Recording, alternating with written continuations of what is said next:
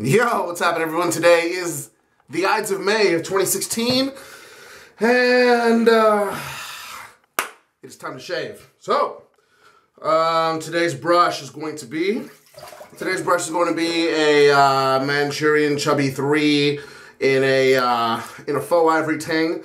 This is actually an old one. I think I used the Chubby 2 of this brush, if I remember correctly, on a video in the past. Yeah. This brush is really something special, and I'll go over why it's special here shortly. Today's soap is the one and only Bufflehead Brouhaha. It's been a while since I've used this one. I need to go at it pretty easy, seeing as how it's not really much of it at all. This is definitely not the best brush to use on a soap that I want to conserve, but you know, today's the flower day shave, so this one is lavender, lavandin, rose, excuse me, and bergamot, if I remember correctly.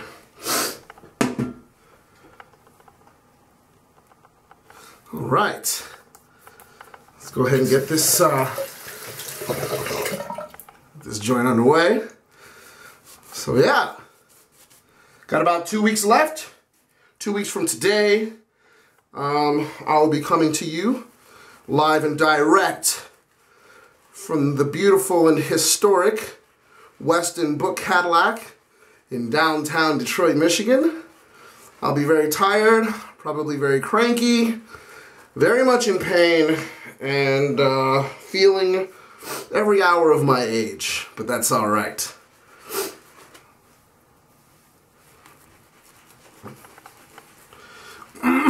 If you've not used Bufflehead, be on the lookout for it. It's beautiful, beautiful, beautiful stuff, and it's worth the trouble to try to locate some. I know Justin mentioned in the making of this soap that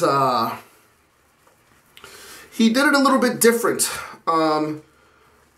with regard to the formula's the same. It's just has to do with, if I remember correctly, it had to do with when the scent was added.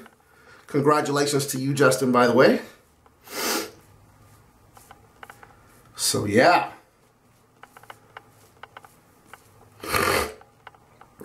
Excuse me. All right, looks good there. Today's razor is going to be a BBS 1. It is BBS 1 number 140. It is my BBS 1. It is also my favorite razor. I cannot heap enough superlatives on this razor, so I'm not even going to try because that'll get boring and probably repetitive. That'll work. All right, let's get down to it. So yeah, like I mentioned, today is excuse me, Friday, which is Friday the 27th, I believe it is the day that I land in Detroit. Pretty sure you guys already know that, but I get hype every time I think about it. So I mention it a lot. I told you I get unbearable this time of year.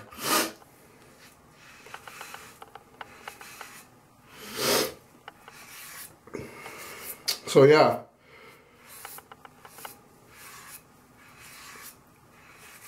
Really looking forward to that. So with that out of the way, let's talk about last night's fights. Last night was UFC 198. Big card. It did suffer a pretty big loss. Anderson Silva was meant to be on the card, and he was going to be fighting Uriah Hall. That was going to be, I was really looking forward to that fight. Yeah, I was really looking forward to that fight. I'm pretty sure Anderson was going to put on, he was going to make an example of Uriah Hall. His last fight, he lost a decision to Michael Bisping. I did not agree with that decision at all. But whatever, I'm not a judge. I'm not a judge, but I am an Anderson Silva fan, so it's probably not the most neutral opinion out there. Anyway.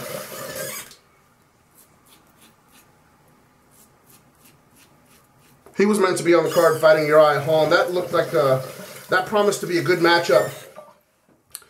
And yeah, like I said, Uriah Hall, when he's on, man, and he's the closest thing to an Anderson Silva out there right now. In terms of striking acumen. He definitely does not have whatever it is that made Anderson Silva so special. And makes Anderson Silva so special, I guess, is the best way to put that. But, yeah. He had emergency gallbladder surgery on Wednesday, I think it was. So, yeah. He was out of the card. Lots of Brazilians on the card.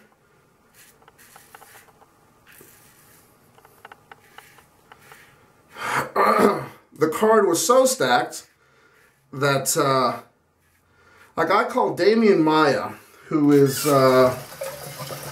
probably the best pure, he's integrated, or he's learned how to use his Brazilian Jiu-Jitsu better than anyone else in mixed martial arts, past or present. I think he integrates it very well in his total game. Now, here's the thing, is that, you know, the only other people who can be in that conversation were also on this card. Those two people being Ronaldo Jacare Souza and Fabricio Verdum. But again, I think that Maia has integrated his style better than any of them in mixed martial arts. No, like I said, both of them were on the card. But yeah, so the card was so mega that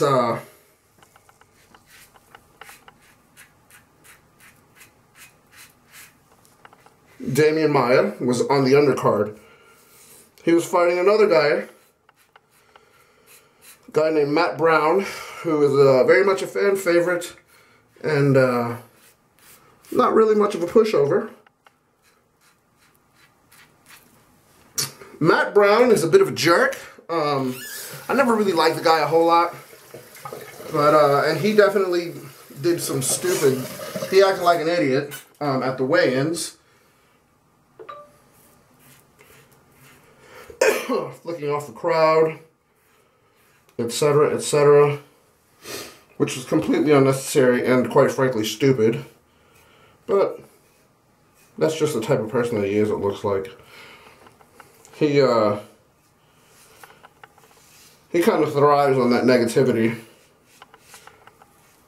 when it comes to, you know, getting himself in the, I guess, in the proper mental space to fight. And everybody needs to do their thing, you know what I mean? But, yeah. So, long story short, if you don't like jiu-jitsu, this was probably a very boring fight for you to watch. But I am a huge fan of jiu-jitsu. And, Damian Maia sunned him badly. He gave him absolutely nothing. I will say that Matt Brown's defense, his jiu-jitsu defense was quite good.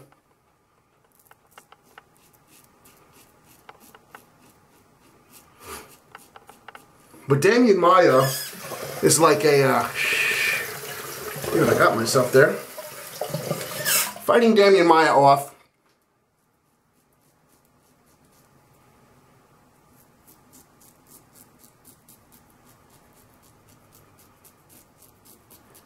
It's like trying to fight off an octopus that has a very, very high level black belt in jiu-jitsu. In other words,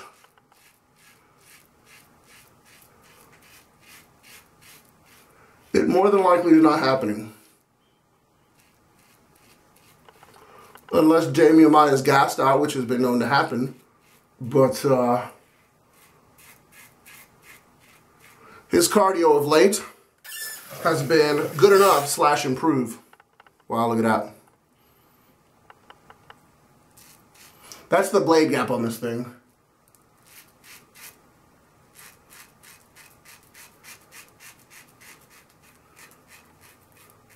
The blade gap on this razor is very real. The blade exposure is not mega. This is an extremely efficient razor, but it's not one of those razors that puts a ton of blade on your face, like an R41 or a fat tip or a that ridiculous Icon Tech. Who would even want to use one of those things? Kind of silly if you ask me, but to each their own, and nobody asked me.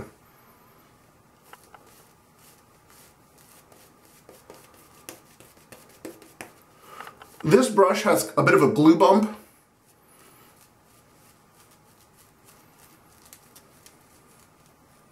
Which kind of sucks, but whatever, because at the end of the day, this brush is still very, very usable.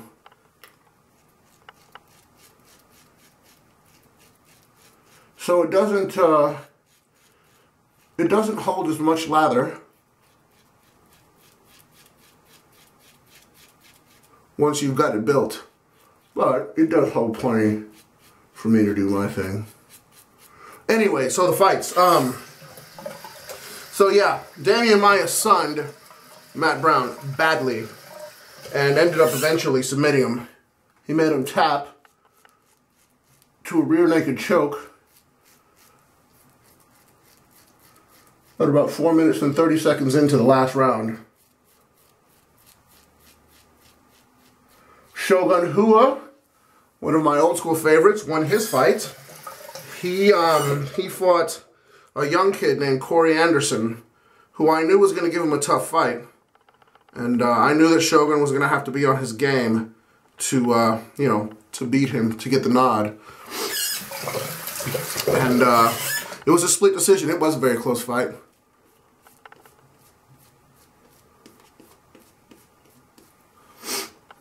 I'd like to see the scorecards on that one, because the third round, actually, the third round, I'd like to see how that one was judged. So that was a good one.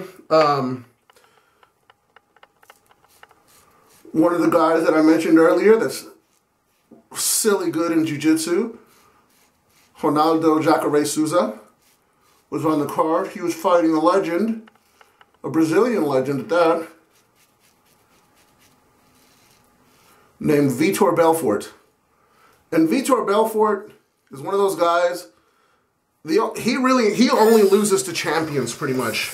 He's been around for a long, long time, and he pretty much only loses to champions.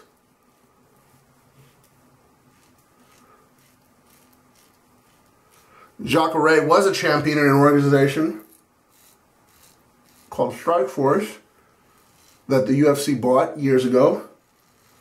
Strikeforce was great. I've been to quite a few of their cards, and they were always very fun. They used to love St. Louis, so I went to plenty of cards in St. Louis. But excuse me.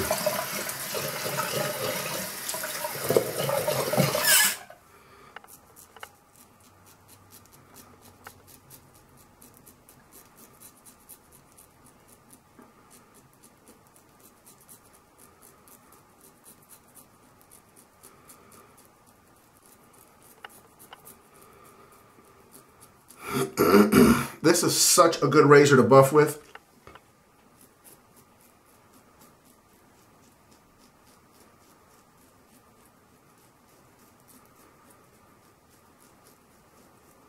Again, because of the blade gap, I need to be careful on my lip meat, so as I don't slice it like I've already done.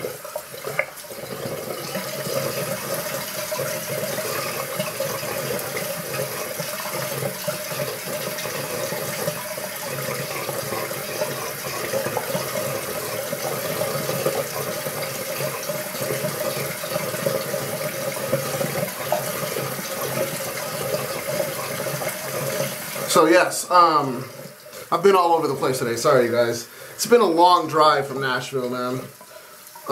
It's getting old.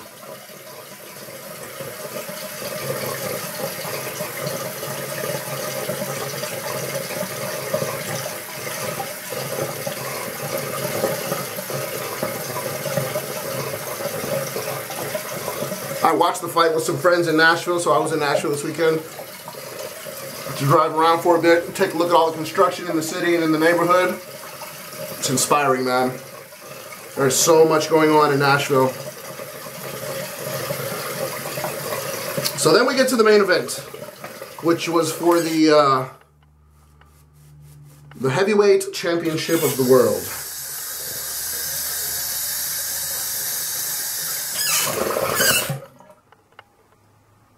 The ice cream man's out there.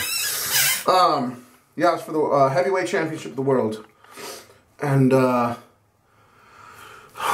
was contested between Fabricio Verdum, who was the champion, the incoming champion, versus Stipe Miocic, who was the challenger. And I'm gonna go ahead and do this real quick. 1 second. Word. Yeah. Verdum versus Miocic.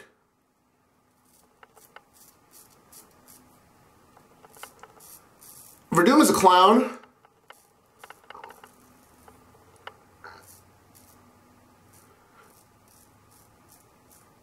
He always kind of has been. He's hilarious. IMO.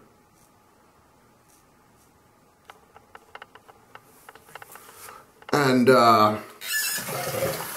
he came in clowning. He really did. I didn't like it when he, you know, was doing his clowning thing on the walk-in.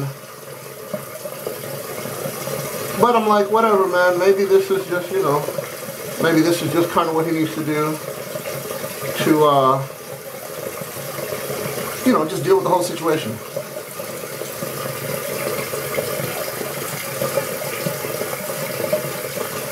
The event was in a city in Brazil called Curitiba, which is like the fight. It's a huge fight capital in Brazil. There's a team there, an old academy called Chuteboxe, which literally translates to kickboxing, and they were a big Muay Thai crew, school and all that. Although, you know, they had jiu-jitsu coaches and all that as well. But their thing was Muay Thai. This is where Anderson Silva learned to be mega. This is where Vanderlei Silva learned to do his thing. This is where Shogun Rua learned to do his thing. Cyborg. Lots and lots of mega fighters from Chuteboxe. And the Muay Thai coach for that team, back then his name was Rafael Cordeiro. Chuteboxe is no longer, I don't think they're around anymore. And the guy that was the Muay Thai coach there, Rafael Cordeiro, he opened up an academy called King's MMA in California. And he was the trainer, he is the trainer, I should say, for Verdum and the current lightweight champion of the world, Rafael dos Anjos, excuse me.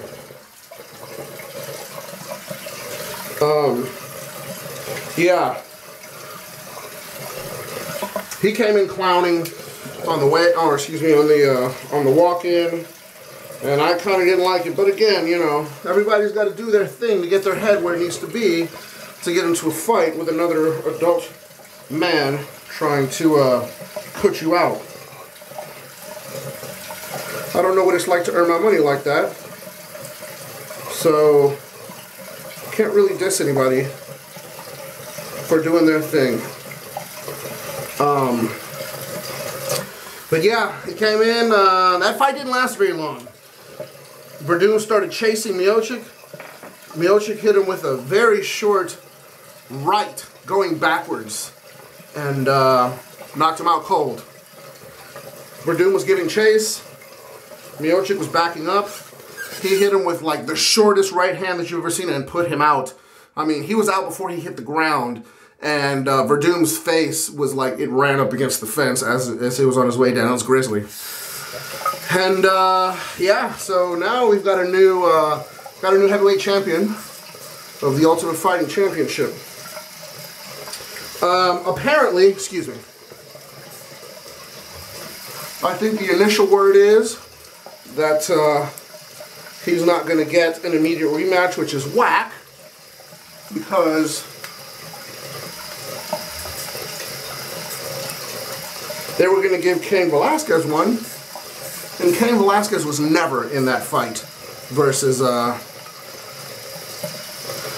Verdun. Had a bit too much water trapped in this brush. This is very goopy, but it doesn't matter because this soap is incredible. So yeah, we've got a new heavyweight champion of the world. Apparently, Alistair Overeem is next in line. I don't much like Alistair Overeem's chances versus Miocic, but we'll see. I didn't like Miocic's chances versus Verdun, so what do I know? Today's aftershave on this floral Sunday in the middle of May. We're going to go with the classic fine savon lavande. This was man, this was good. This was the first one of these fine aftershaves that I really fell for. And as soon as I heard it was discontinued, I bought up some bottles from the few places that had them.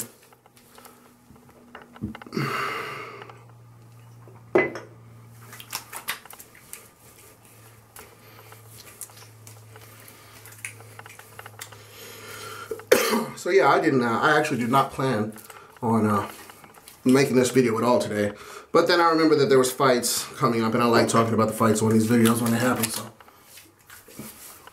so there it is.